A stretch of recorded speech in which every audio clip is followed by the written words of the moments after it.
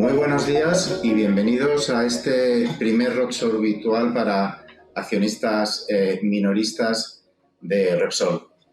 Este es el primer evento que vamos a hacer en versión virtual y todos somos conscientes de los momentos que hemos estado viviendo durante el último año, que ha exigido de todos nosotros sacar lo mejor tanto a nivel profesional como personal. Es verdad que son tiempos difíciles y complicados, pero no queríamos dejar pasar la oportunidad de poder mantener el flujo de comunicación con nuestros accionistas particulares, que forman una parte muy importante del accionariado de Repsol. Hoy vamos a aprovechar este roadshow virtual para hacer un repaso a los resultados del cuarto trimestre de 2020 y de todo el año 2020. También me gustaría compartir con vosotros los principales trazas del plan estratégico que presentamos el pasado mes de diciembre para el periodo 2021-2025. Con posterioridad también haremos un repaso a los eventos y los datos principales de la comunidad de accionistas de Repsol durante el año 2020 y, por último, tendremos la oportunidad de contestar a las preguntas que nos queráis hacer llegar a través del chat que tenéis habilitado en la conexión al efecto. Sin más, le voy a pasar la palabra a Antonina, que es la persona del equipo responsable de la relación con los accionistas particulares. Muchas gracias, Ramón. Buenos días a todos. Es un placer poderos ver de nuevo, aunque sea en formato virtual. Esperamos que tanto vosotros como nosotros disfrutemos de esa oportunidad de ponernos al día por vía telemática mientras la situación vuelva a permitir que nos podamos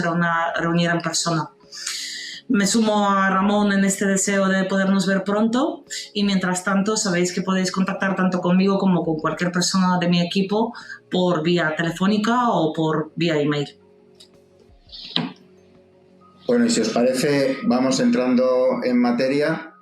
Primero, simplemente el disclaimer con la información habitual respecto a la presentación de datos que hacemos en este tipo de presentaciones. Sí me gustaría empezar un poco por analizar el contexto en el que nos enfrentamos en el año 2020. 2020 ha sido un año complicadísimo para todos y especialmente en el sector de oil and gas. Empezamos el año con una guerra entre los dos principales productores de petróleo, Arabia Saudita y Rusia, que empezó a hundir los precios del crudo, y en febrero, con la irrupción de la pandemia, pues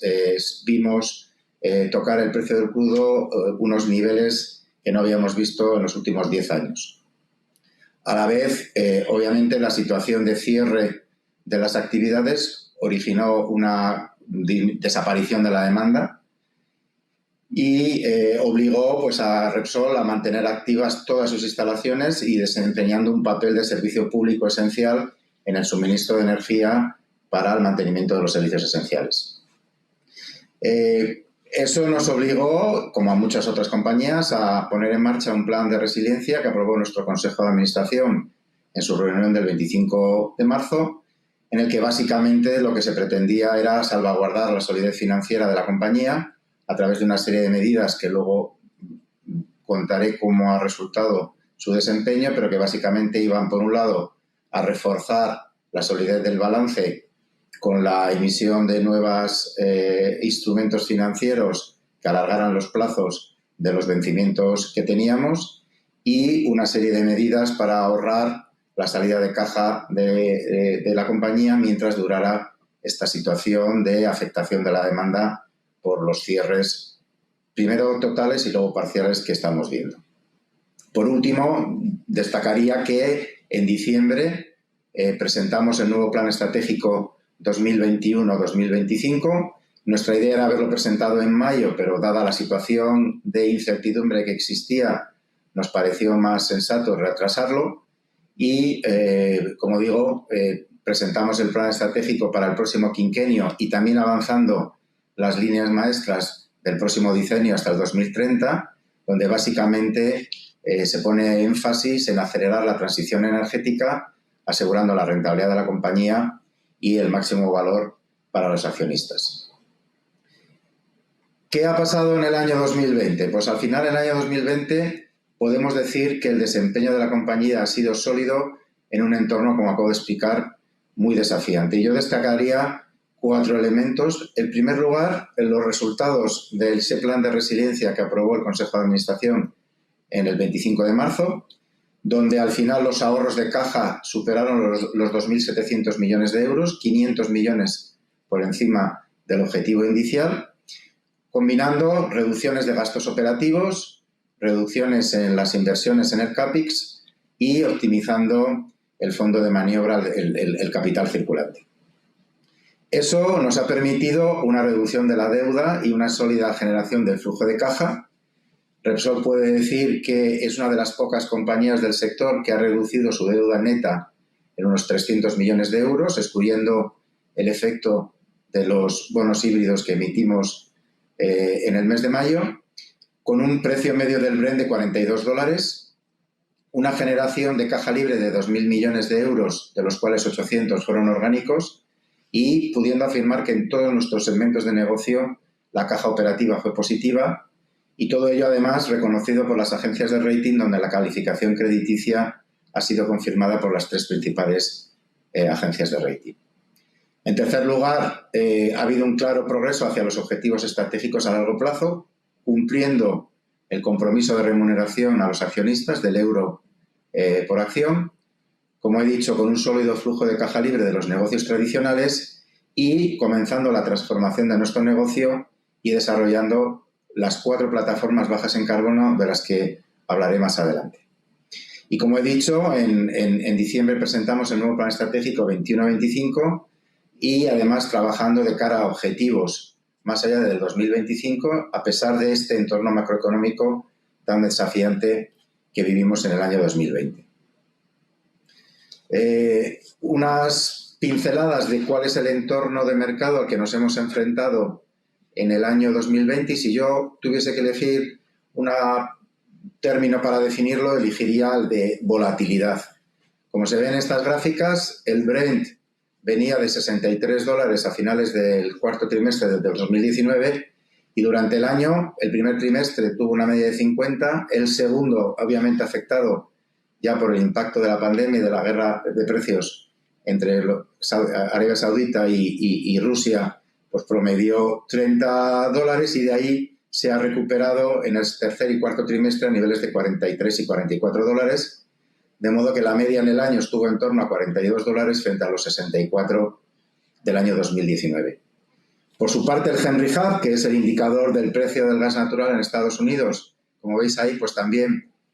tuvo un descenso desde los $2,5 por millón de BTUs a finales del 19 a 2 en el primer trimestre, 1,7, 2 en el tercer trimestre y 2,7 en el cuarto trimestre debido a los efectos de las olas de frío polar que ha experimentado Estados Unidos, pero el promedio en el año ha sido de 2,1 frente a 2,7 en 2019.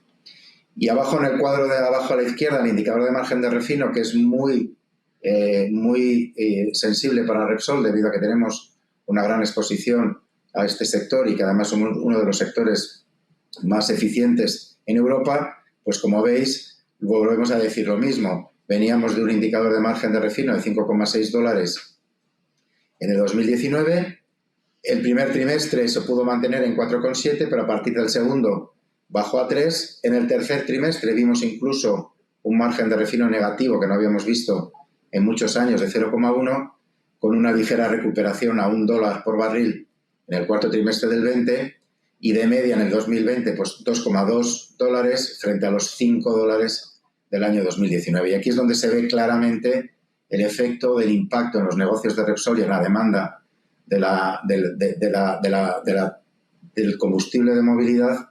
como consecuencia de los efectos de los cierres parciales y totales que ha habido en los países de nuestro entorno. Y por último, el tipo de cambio del dólar, que como sabéis es muy sensible para Repsol, un dólar fuerte nos beneficia, pues veníamos de $1,11 por euro en el 19, más o menos se mantuvo en los 2 primeros trimestres y luego se ha producido una depreciación del dólar a 1,17 y 1,19, con lo cual la media del 2020 es $1,14 por euro frente a los 1,12 para el 2019. Con lo cual, como veis, todos los datos de entorno pues jugando en contra de las variables de negocio fundamentales de Repsol. En este sentido y en este contexto voy a pasar a analizar cómo ha sido el desempeño de nuestros 4 principales negocios en el año 2020, empezando por el área del upstream, de la producción, de exploración y producción de petróleo, donde ya dijimos en el año 2019, en diciembre, cuando anunciamos nuestro objetivo de ser emisores neutros de carbono en 2050, que íbamos a primar en este segmento de negocio el valor sobre el volumen, de cara a que lo que nos iba a preocupar era la generación de caja y no tanto el crecimiento en la producción. La producción media en el año fueron 648.000 barriles equivalentes de petróleo, una bajada respecto a los 719.000 del año 19, pero como digo, muy focalizados en la generación de caja, como más adelante señalaré. Aparte de la caja, 2 factores a tener en cuenta cuando analizamos el desempeño de este segmento de negocio. Primero, el éxito del programa exploratorio muy selectivo, porque hemos reducido mucho el CAPEX en el ámbito de exploración, porque es un área de discrecionalidad donde se ha producido mucho ajuste en ese ahorro de caja de las inversiones, pero aún así los pozos que hemos perforado han tenido éxito exploratorio en Alaska, en el Golfo de México, tanto en Estados Unidos como en México y en Colombia, con 7 descubrimientos de pozos completados y 8 pozos en cuencas productivas. Y hay que decir que 3 de ellos, el de Pollock México Shrimp en Alaska y Monument en el Golfo de México, están incluidos entre la lista de los 10 principales descubrimientos del 2020 por la consultora Wood Mackenzie. Por otro lado, es importante también señalar la reducción de 270.000 toneladas de CO2 en el año 2020 y que todos los nuevos proyectos que van a entrar en producción en el quinquenio 21-25, como veis en la gráfica de la derecha, van a estar por debajo de la media de las emisiones del portafolio actual y sobre todo yo destacaría el desarrollo de Sakakemang, que es el gran descubrimiento de gas que hicimos en Indonesia en el 2019 y que la forma de desarrollar este proyecto para que sea un proyecto en la media de descarbonización del portafolio va a requerir la utilización de técnicas de CCS, de Carbon Capture and Storage, de forma que el CO2 que se produzca al producir el gas natural será capturado y reinyectado en el yacimiento con en torno a 1,5-2 millones de toneladas por año. Y como decía, el gran objetivo y el gran desempeño de nuestro negocio de upstream en el 2020 ha sido que hemos conseguido reducir el break-even de caja a $30 por barril, veníamos de $42 en el año 19, y eso nos ha permitido que este segmento de negocio haya tenido un flujo de caja libre de 1.200 millones de euros en 2020, con un acumulado de 3.400 millones en los últimos 3 años, con lo cual se confirma que este es un segmento de negocio que nos va a permitir generar caja, como voy a contar más adelante, para financiar el futuro y la transición energética en la que está embarcada Repsol. Si miramos al segmento del negocio industrial, como os he explicado, en el refino el entorno es desafiante, probablemente el entorno más desafiante al que nos hayamos enfrentado, pues yo diría que en toda la historia de Repsol, y con una química también muy resiliente a la crisis del 2019 y ambos negocios embarcados en la transformación industrial que prevé el Plan Estratégico 21-25. Nuestros activos de refino se mantienen entre los más competitivos de Europa. Todas nuestras refinerías han estado en funcionamiento en el 2020 y van a seguir en funcionamiento. El punto de equilibrio se ha reducido a niveles mínimos y a pesar del entorno, al final el indicador de margen de refino, como os he contado, ha sido positivo, $2 de media en el año, y en el cuarto trimestre fue de $1 comparado con los 10 céntimos negativos del tercer trimestre. Por su parte, la química ha sido muy resiliente a la crisis del COVID. Los márgenes internacionales se han ido recuperando gradualmente hasta niveles de 2019. Es verdad que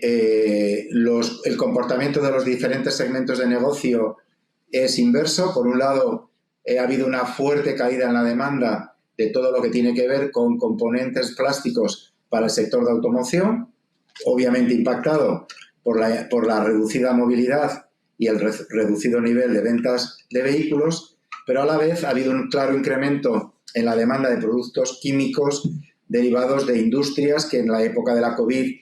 se han revelado como esenciales, como puede ser la sanitaria o la de alimentación. Las ventas más o menos estuvieron en el mismo nivel que en el 2019 y en el cuarto trimestre sí que vimos una mejora de la demanda y una mejora de los márgenes en general. Y a la vez, como he dicho, el 2020 ha visto cómo seguimos progresando en la transformación de nuestro negocio industrial con, por ejemplo, en el ámbito de los biocombustibles sostenibles, pues el objetivo de los 1,3 millones de toneladas para el 2025 y 2 millones para el 2030 y las primeras cargamentos o producciones de jet fuel sostenible que se han producido tanto en Puertollano como en Tarragona. A su vez, trabajando en el hidrógeno renovable, al que me referiré más adelante, para que tenemos un objetivo de 400 megavatios en 2025 y 1,2 gigavatios en el 2020, y luego con los proyectos de descarbonización, básicamente de eficiencia energética, muy avanzados en todos nuestros procesos industriales. En el negocio comercial, todos nuestros negocios generaron un resultado operativo en el cuarto trimestre del 20 superior al del 19. Por un lado, en la movilidad, en los negocios de movilidad, el resultado del cuarto trimestre fue sólido y a pesar de que nuestras ventas en estaciones de servicio cayeron una media del 23% en comparación en el 20, en comparación con el 19, y en algunos segmentos, como por ejemplo en la aviación, estamos un 70% por debajo de las ventas del mismo periodo del año anterior. Estamos en torno a 2 millones de clientes digitales con el objetivo que tenemos de tener 8 millones en el 2025. Por su parte, en el sector de lubricantes, asfalto y especialidades, hemos sido capaces de tener menores costes de producción y a la vez se ha notado la contribución de la expansión internacional iniciada hace 5 años en el sudeste asiático y en México. Y por último, en el ámbito de la electricidad y del gas, hemos visto un crecimiento del 12% en la base de clientes minoristas en el 2020, lo que supone un crecimiento del 50% acumulado sobre la base de clientes del 2018, que fue cuando iniciamos esta aventura comercial con la compra de los clientes de la antigua compañía Piesco. Y, por otro lado, señalar que hemos empezado la operación comercial en Chile con la firma de un contrato a 14 años de venta de la producción. Precisamente hablando de la producción renovable, en esta gráfica podéis ver la situación de los proyectos actuales que tenemos en España y en Chile. El color marrón más oscuro hace referencia a los negocios de generación renovable que en este momento están produciendo, que es los 700 megavatios que tenemos de generación hidráulica en el norte de España entre la presa de Aguayo y otras dos. A la derecha tenemos en Aragón el proyecto de Delta, 335 megavatios de viento que empezaron a funcionar el año pasado, y luego una pequeña planta que tenemos de flotante enfrente de las costas del norte de Portugal. En azul está el proyecto, los portafolios de amplia proyección que entrará en funcionamiento a partir del 2022 hasta el 2025, y en amarillo o naranja están los dos proyectos que van a entrar en el 21, que es Capa en Castilla y León y Valdesolar en Extremadura, ambos de generación solar y que sumarán en total en torno a 400 megavatios. Y por su parte en Chile ya está en funcionamiento uno de los parques eólicos en Cabo León, entrará otro en funcionamiento en el 2021 y hay 3 que son de entrada en funcionamiento entre el año 2022 y 2025. Y todo ello con el objetivo de tener 7,5 gigavatios para el año 2025 y, como contaré más adelante, con el objetivo de llegar a 15 gigavatios en el 2030, que va a suponer una transformación esencial del portafolio de negocios y del portafolio de suministro de energía por parte de Repsol. Con esto concluiría lo que es el desempeño económico de nuestros negocios, pero sin olvidar lo importante que es mirar al futuro de la descarbonización de la energía. En Repsol nos hemos puesto como objetivo ser neutros en el año 2050 en cuanto a la generación de carbono, y yo diría que eso, pensando en dónde estaremos nosotros en el año 2050, quizás es la parte más fácil del objetivo. Lo que es más complicado son los objetivos intermedios que nos hemos fijado y que para el año 2020 era reducir el indicador un 3%, siempre tomando como año de base en el 2016. Bueno, pues el año 2020, si analizamos el indicador sin ajustes, pues en realidad hemos reducido un 5% su magnitud, pero hay que tener en cuenta que una parte de ese 5% obviamente ha estado impactada por el efecto de la menor actividad como consecuencia de los cierres por la pandemia, de forma que si ajustamos esos efectos hemos reducido el indicador un 3,7%, es decir, por encima de nuestro objetivo del 3%. Todos nuestros negocios redujeron sus emisiones en el 2020, en total unas 300.000 toneladas equivalentes de CO2, de forma que llevamos acumulados 2.400.000 toneladas de reducción para el objetivo que tenemos en el periodo 2014-2020. Como digo, este es un indicador para que tenemos claros objetivos de reducción con el fin de poder llegar a esa neutralidad en el año 2050 y que va a permitir hacer un seguimiento del desempeño de nuestros negocios cada un cierto periodo de tiempo. Bueno, remuneración al accionista. Y esta es una parte, obviamente, que a todos nos interesa como accionistas de la compañía. Bueno, primero, antes de hablar de la política para el periodo 21-25, hay que decir que uno de los principales objetivos del plan de resiliencia que mencioné, aprobado en marzo por el Consejo de Administración, tenía como finalidad poder cumplir el compromiso de la remuneración equivalente a €1 en el año 2020, bajo la fórmula del scrip, y que ese compromiso se cumplió y llevamos a cabo la remuneración en 2 scrips, uno en enero y otro en julio. De cara al periodo 21-25 y teniendo en cuenta la situación creada por la pandemia y la incertidumbre que existía cuando lanzamos el plan estratégico y que sigue existiendo, aunque es verdad que la aparición de las vacunas y el proceso de vacunación parece que está llevándonos a una situación de solución a la pandemia que no veíamos a mediados del año pasado, aún así pareció prudente adoptar una política de remuneración más ajustada a lo que estaba demandando el mercado y a lo que estaban haciendo otros de nuestros competidores, pero siempre teniendo en cuenta que Repsol quiere ser una de las compañías líderes cuando se compara con la remuneración de las otras compañías del IBEX 35 de la que formamos parte y cuando se compara con la remuneración del resto de comparables del negocio integrado en Europa. Y podemos decir que con esta remuneración que anunciamos en el plan estratégico, que ahora voy a resumir, seguimos estando en el primer cuartil de remuneración al accionista. La base de la remuneración al accionista en este quinquenio va a ser la vuelta al dividendo en efectivo que vamos a poder dar de 60 céntimos durante cada uno de los 5 años, aunque el Brent promedie $40. Sin embargo, el escenario central de nuestro plan estratégico es un Brent a $50 para el petróleo y de $2,5 para el precio del gas en el marcador del Henry Hub. Cifras que cuando lanzamos el plan estratégico en diciembre, pues parecían que estaban o que eran optimistas y que hoy en marzo podemos decir que el Brent está cerca de los $70 y que el Henry Hub está más cerca de los $3 que los 2,5.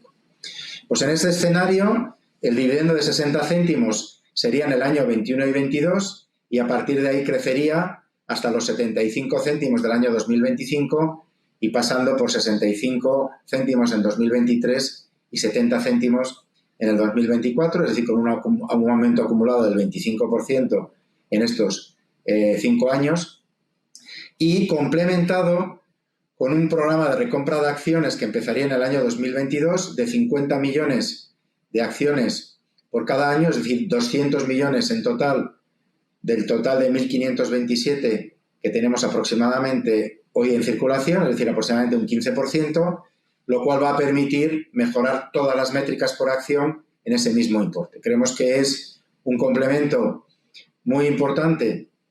para volver a un nivel de base que reduzca el efecto de dilución que se produjo entre los años 2012 y 2018, cuando el dividendo se pagaba con fórmulas scrip sin programas de recompra, y que, como digo, va a permitir mejorar todas las métricas por acción de la compañía. Insisto que esta remuneración al accionista va a seguir siendo de las más competitivas del IBEX 35 y de las más competitivas cuando nos comparamos con nuestros comparables europeos integrados. Unas palabras de cómo vemos el año o la perspectiva del 21 al 25 y sobre todo hoy en marzo con lo que ya hemos vivido y con lo que han mejorado los indicadores. Claramente el plan estratégico 21-25 es una aceleración de la transición energética para que Repsol pase a ser una compañía multienergía, impulsando el crecimiento y el valor, y con 5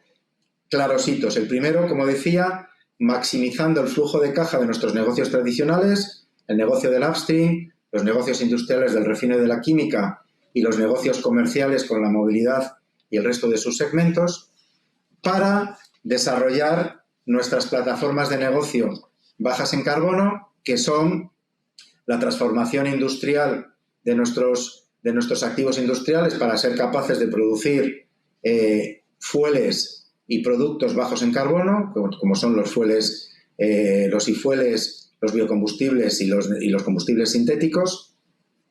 También la generación renovable, básicamente basada en viento y solar, pero para nosotros también es renovable la energía hidráulica.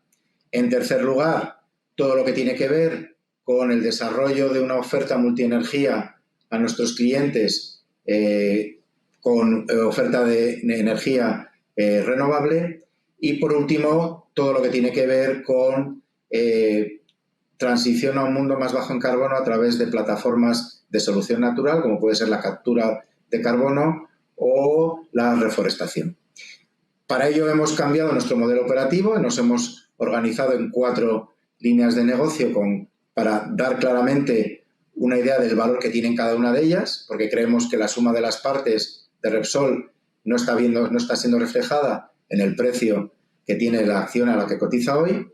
Y como ya señalé, todo ello autofinanciado a $50 Brent para el petróleo y a $2,5 el Henry Hub para el gas. Y haciendo hincapié, como ya he mencionado, en que estamos en el cuartil superior en cuanto a la distribución y a la remuneración a nuestros accionistas. Y como decía, claramente, con un objetivo de ser neutrales de carbono en el 2050, habiendo aumentado nuestro objetivo de reducir ese indicador del 10 al 12% en el 2025, del 20 al 25% en el 2030 y del 40 al 50%, en la gráfica está mal, es a 2040 y neutrales en el 2050. Destinando el 30% de la inversión a proyectos bajos en carbono, de los 18.000 millones de euros que vamos a invertir, 5,5 billones de euros van a ir destinados a proyectos bajos en carbono, y con un dividendo que equivalente, si se mantienen esas perspectivas de entorno y podemos poner en marcha el programa de recompra de acciones, en el 2025, teniendo en cuenta el precio de recompra de las acciones, superará el euro por acción que fuimos capaces de mantener en el año 2020. Es decir, en resumen, una compañía rentable en la transición energética con un sólido crecimiento de flujo de caja y una disciplina de capital.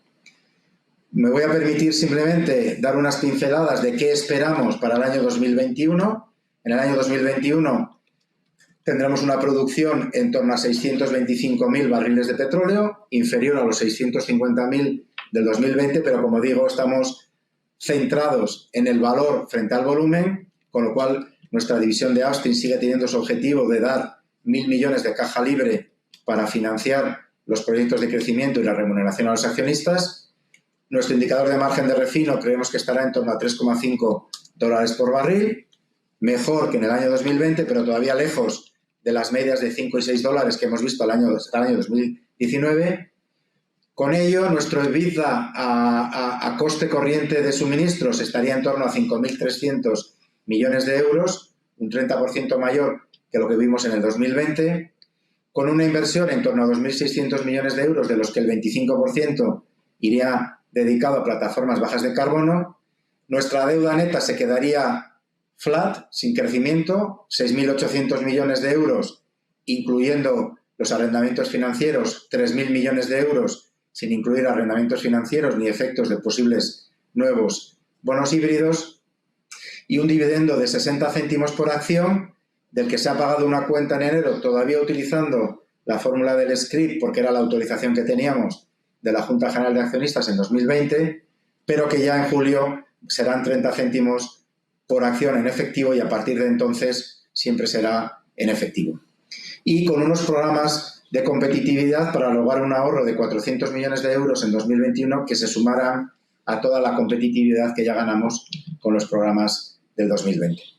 Y con esto le paso la palabra a Antonina para que nos haga un resumen de las actividades de la comunidad de Repsol en Acción en el año 2020. Antonina. Muchas gracias, Ramón. Tras esta estupenda presentación de Ramón respecto al plan estratégico, la actividad de la compañía en 2020 y las perspectivas para el 2021, tan solamente quería daros unas pinceladas sobre lo realizado por Repsol en Acción en el año 2020 y sobre las perspectivas de lo que queremos hacer y las ventajas que queremos ofrecerlos durante el año 2021. El año 2020, pues como ya hemos comentado en varias ocasiones, ha sido un año impactado, lógicamente, por los impactos de la pandemia de COVID. Aún así, en este año la comunidad de accionistas ha crecido en más de 5.000 personas, en realidad casi 6.000 personas, hasta alcanzar los 42.373 inscritos en nuestro club del accionista. Ha sido un año en el que hemos enviado más de 50 comunicaciones, hemos tenido más de 50 comunicaciones con vosotros a través de nuestros canales digitales habituales. Ha sido también un año en el que hemos resuelto más de 32.000 consultas recibidas a través de correo electrónico y a través de vuestras llamadas. También ha sido un año en el que vosotros, los accionistas que participáis en la comunidad Repsol en Acción, os habéis beneficiado de descuentos en más de 1 millón de litros de combustibles consumidos con la tarjeta de accionistas. También sabéis que ha sido un año en el que, aún en el contexto de COVID, hemos lanzado el nuevo área privada de nuestra comunidad, para que todos aquellos que participáis en el Club del Accionista podéis consultar, digamos, de primera mano todo aquello que consideréis de interés con respecto a vuestra inversión en la compañía. Esta comunidad de accionistas ha sido bastante bien acogida, hemos registrado más de 90.000 visitas. Y ahí, pues, lógicamente podéis encontrar toda la información relativa a vuestra inversión en Repsol, un apartado en el que hemos recibido casi 9.000 visitas. También las ventajas, todas aquellas relacionadas con las diferentes opciones de ocio o de información que os ofrecemos, en las que en el año 2020 hemos registrado más de 17.000 visitas. O a la parte de área más informativa, digamos, con las últimas noticias de la compañía y con todo aquello que está sucediendo, año en el que hemos visto que habéis accedido más de 26.000, hemos recibido más de 26.000 visitas. Cara al año 2021, nuestra intención es potenciar aún más el uso del área privada y lanzar a través de ella diferente tipo de actividades, tanto formativas como informativas, como la charla de hoy, o otro tipo de encuentros, y también de ocio en formato digital. Todo ello para poder seguir en contacto con vosotros y teneros más cerca, mientras que las circunstancias vuelvan a permitirnos que nos reunamos en persona para informaros de primera mano de los últimos acontecimientos de la compañía, y también para ofrecer aquellas ventajas más de formación y de ocio con carácter presencial. Os animo a que no dejéis de consultar el área privada con frecuencia para estar al día con todas las novedades que pondremos a vuestra disposición. Y sin más preámbulo, ahora pasaremos a resolver aquellas preguntas que nos habéis remitido por el chat que hemos habilitado para tal fin. Como vamos a poner la pantalla en modo simplemente vídeo, recordaros que podéis seguir accediendo al chat a través de la flecha que aparece en la parte central abajo en vuestras pantallas para seguir alimentando con preguntas y dudas que tengáis. La primera consulta que nos plantean nos llega relacionada con la remuneración al accionista. Nos preguntan qué pasaría si el entorno macroeconómico y los precios de crudo, de gas o el margen de refino son más altos que los planteados en el Plan Estratégico 2021-2025. Si esto supondría un incremento en la remuneración al accionista o para qué fin utilizaría la compañía dichos excesos de generación de caja. Muchas gracias por la pregunta. Cuando yo miro hoy al entorno con las variables básicas del plan estratégico, veo que efectivamente todas las variables están por encima del escenario central del plan estratégico, salvo una, que es el margen de refino, que es muy importante para Repsol. El plan estratégico tiene un margen de refino que empieza en $3,5 en el año 2021 y acaba en 5,7 en el año 2025. Y como he dicho, el cuarto trimestre del 2020 vimos $1 y en este comienzo del 21 estamos viendo margen de refino positivo, pero por debajo del dólar. Es verdad que el Brent está ahora tocando 70 y que el Henry Hub está a 3. Pero yo lo primero que diría es, bueno, llevamos 70 días de plan estratégico y lo primero que tenemos que hacer es ser prudentes. Y creemos que la remuneración al accionista que planteamos en nuestro escenario central, como he dicho, 60 céntimos creciendo a 75 en efectivo y con un programa de recuperaciones de 200 millones, 50 por año a partir del año 2022, nos sitúa en el primer cuartil de remuneración comparado con el IBEX 35 y con nuestros comparables europeos de oil integrados. Dicho lo cual, si efectivamente las variables macro del entorno hacen que se genere una caja en exceso a lo previsto en el plan estratégico, nuestro consejero delegado ya ha dicho muchas veces que primero agotaríamos los proyectos orgánicos rentables que tenemos en la compañía y que básicamente serían acelerar nuestra transición energética con inversión en energías renovables, siempre con los criterios de rentabilidad de Repsol, pero también aprovechar oportunidades si el precio del crudo está alto para, por ejemplo, aumentar la producción de nuestros activos no convencionales en Estados Unidos, que nos dan mucha flexibilidad. Y solo en el momento en el que ya no tuviésemos proyectos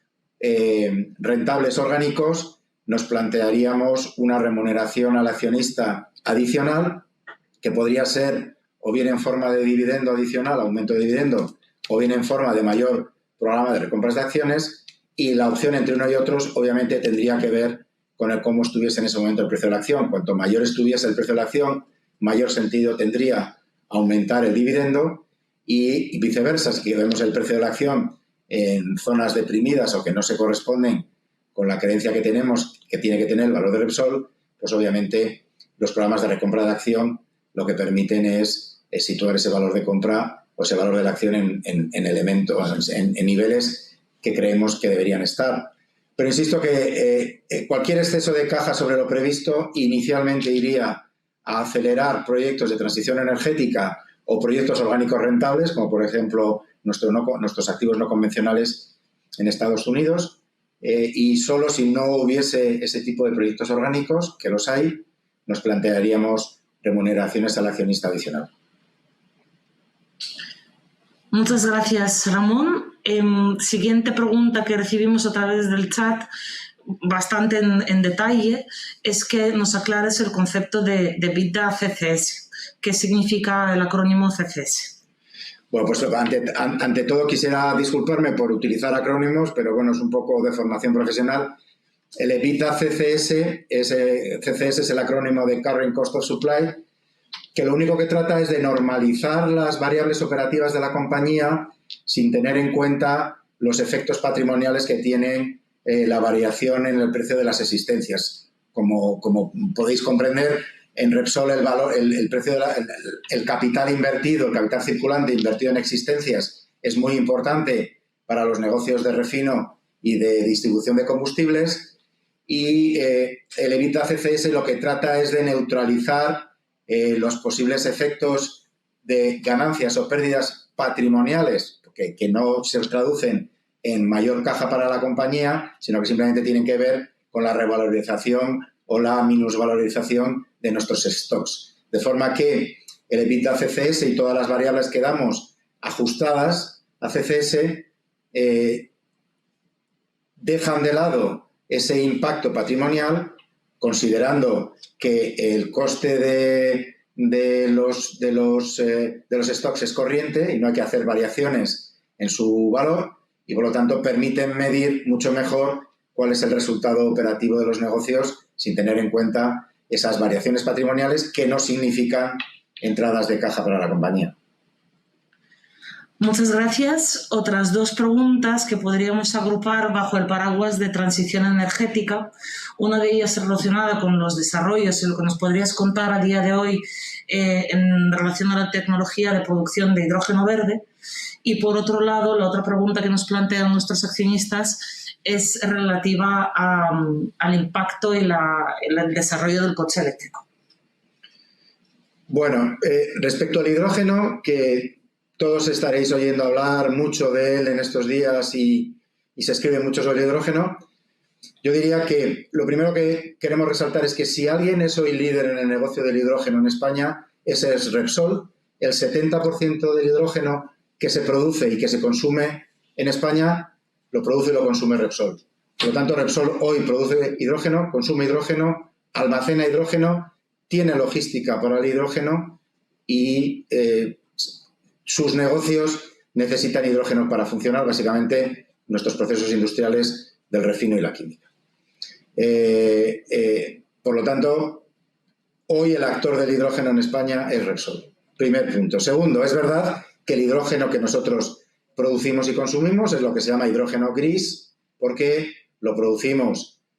a partir del gas natural y eso significa emisiones de CO2. Claramente existe un mandato de la Unión Europea de que se descarbonice la producción del hidrógeno y a mí me gustaría decir que Repsol tiene claros planes para el hidrógeno renovable, nosotros llamamos hidrógeno renovable y ahora explicaré por qué, tanto desde el punto de vista de la producción como sobre todo, y más importante, para el uso. Si el hidrógeno es importante de cara al futuro, y estoy hablando no de los próximos 5 años, sino de 2030 en adelante, es por los nuevos usos adicionales que tiene como potencialidad este vector energético, más allá de su utilización en las industrias, que lo es, como he dicho, el refino, la química, el fertilizantes a través de amonia o para la metalurgia. En primer lugar, Repsol tiene claros planes de producir hidrógeno de forma descarbonizada y no solo a partir de energía eléctrica, como algunos quieren promocionar, que también, pero sobre todo, y ya lo estamos haciendo, un hidrógeno renovable a partir de biogás y biometano, es decir, a base de gases que provienen de residuos industriales, de la regeneración de residuos industriales con un alto componente orgánico y que permiten además solucionar el problema de los residuos urbanos. Ese hidrógeno renovable a través de biogás, el biometano, es neutro en emisiones porque está utilizando materia orgánica que ya capturó emisiones durante su ciclo de vida y que hoy ya somos capaces de utilizar en nuestros 5 complejos industriales. Repsol apuesta también por la producción de producción de hidrógeno a base de electrolisis y, de hecho, acaba de presentar un proyecto que lideramos para la instalación de la mayor fábrica de electrolisis de hidrógeno en el norte de España, en nuestra refinería de Petronor, 100 megavatios, liderando un consorcio internacional de 15 compañías y 6 países y que ha sido presentado a los acuerdos del Green Deal de la Unión Europea, pero también en Repsol apostamos por una tecnología pionera que estamos desarrollando junto con Enagas de fotoelectrocatálisis, que es generación de hidrógeno con energía solar y agua, pero sin tener que pasar a través de la electrólisis. Hay que decir que hoy el problema del hidrógeno renovable es su coste. Nosotros generamos, o el hidrógeno que generamos a raíz del gas natural cuesta en torno a 1,5 euros el kilo y el coste actual con tecnologías de electrólisis se sitúa en torno a 5 euros el kilogramo. Y el 70% de ese coste es electricidad. Por lo tanto, para que el hidrógeno renovable sea competitivo, lo primero que hay que hacer es bajar el coste de la electricidad. Esto desde el punto de vista de la producción. Desde el punto de vista de la utilización, como he dicho, el hidrógeno es importante para hidrogenar, en nuestro caso, las corrientes del refino para nuestros productos, pero lo que es más importante son futuras utilizaciones. Y creemos que el hidrógeno tiene dos claras utilizaciones futuras. La primera sería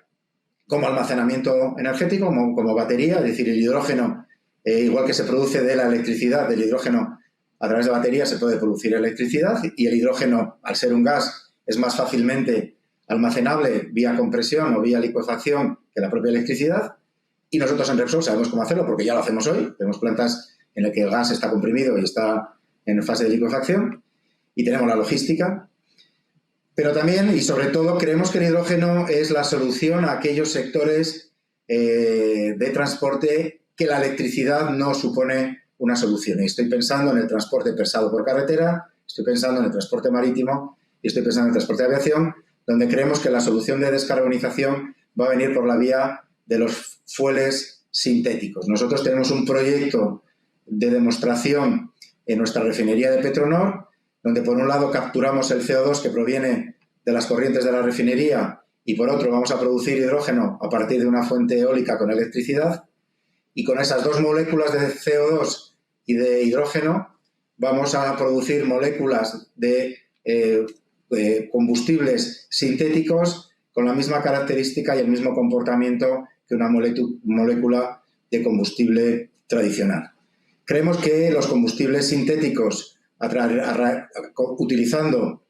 captura de CO2 y el hidrógeno producido de forma renovable, van a permitir descarbonizar estos tres sectores donde creemos que la electricidad no va a ser capaz de producir una solución a corto y medio plazo y donde creemos que es más fácil producir fueles sintéticos que utilizar pilas de hidrógeno que también se están desarrollando. Y eso diría yo que son los planes que tiene Repsol para el hidrógeno mirando al año 2030. Coche eléctrico. Coche eléctrico. Bueno, el coche eléctrico... nosotros firmemente creemos en Repsol que la electrificación de la movilidad ligera ha venido para quedarse. Alguno puede discutir la velocidad de la misma, pero no es una duda. Pero creemos que la electrificación de la movilidad ligera va a ser un complemento a otro tipo de soluciones, como va a poder ser la hibridación o como va a poder ser la propia eficiencia y el desarrollo eficiente de los motores de combustión interna. En Repsol apostamos por lo que consideramos la neutralidad tecnológica. Todas las tecnologías tienen que ser dejadas competir libremente sin que haya distorsiones ni subvenciones cruzadas y en ese sentido pues la electrificación de la movilidad ligera competirá con la hibridación o competirá con la eficiencia del motor de combustión interna. Es claro que eso va a suponer una reducción de ventas en el negocio tradicional de estaciones de servicio. Creemos que en el sur de Europa, por nuestros factores socioeconómicos, ese factor de sustitución va a ser más lento que en otros sitios, como podrían ser los países nórdicos, pero evidentemente se va a producir, se está produciendo, lo estamos teniendo en cuenta y para nosotros no es ninguna amenaza, sino que es una oportunidad. Nosotros fuimos la compañía pionera en el desarrollo de estaciones de carga hace 10 años con nuestro acuerdo con el Ente Vasco de la Energía y hoy somos el actor más importante de recarga con más de 1.100 puntos públicos de recarga en España, tenemos un objetivo de tener un punto de recarga cada 50 kilómetros y somos los que hemos instalado los 3 primeros puntos de recarga rápida donde se puede recargar un vehículo al 85% entre 3 y 5 minutos. Por lo tanto, si nuestros clientes nos demandan electricidad para recarga, es donde vamos a estar suministrándoles. Como digo, para nosotros no es una amenaza, sino que es una oportunidad y un complemento de nuestro negocio tradicional y de nuestra oferta multienergía. Muchas gracias, Ramón. Una última pregunta que nos plantea qué medidas está meditando Repsol para afrontar las tasas que el gobierno pretende imponer a las empresas industriales cara a financiar el déficit del sistema eléctrico. Bueno, yo creo que aquí nuestro consejero delegado ha sido muy claro al respecto. Nos parece que no es una regulación que nos guste, nos parece que es una forma de subvención cruzada a un sector que ha sido claramente ineficiente y donde se están pagando excesos del pasado que no han permitido una mejora de la competitividad de nuestra economía. Y como ha dicho nuestro consejero delegado insistentemente, las energías tienen que ser dejadas competir libremente. Creemos en la neutralidad tecnológica, en que todos tienen que buscar su competitividad y que no tiene que haber subvenciones cruzadas entre sectores. Pero al final, en el fondo, y siendo muy claros al respecto, esto en el fondo lo va a seguir pagando el consumidor. Es decir, que no tiene mucho sentido este tipo de medidas cuando al final van a ser repercutidas en la factura energética, en la factura de la electricidad, en la factura del gas y en la factura del suministro de combustibles líquidos, con lo cual pues nosotros creemos que este tipo de subvenciones cruzadas no tienen ningún sentido, no ayudan a la competitividad de los sectores. Muchísimas gracias, Ramón. Estamos agotando el tiempo de nuestro encuentro digital y puesto que no tenemos más preguntas, podríamos dar este evento por concluido. Muchas gracias a todos aquellos que os habéis conectado por vuestro interés y para futuras preguntas o cualquier tema que queráis discutir con nosotros, sabéis dónde encontrarnos. Pues yo simplemente daros las gracias a todos por vuestra atención, deciros que en Repsol estamos ilusionados, que por supuesto miramos mucho más allá del año 2030, miramos al año 2050 y siguientes. Tenemos un proyecto de transformación industrial ilusionante y esperamos que estéis con nosotros para compartirlo. Daros las gracias. Vamos a seguir manteniendo, por supuesto, la comunicación con vosotros y esperamos en algún momento cercano poder seguir retomando nuestros roadshows físicos para esa comunicación personal que nos parece insustituible. Muchas gracias a todos y cuidaros mucho.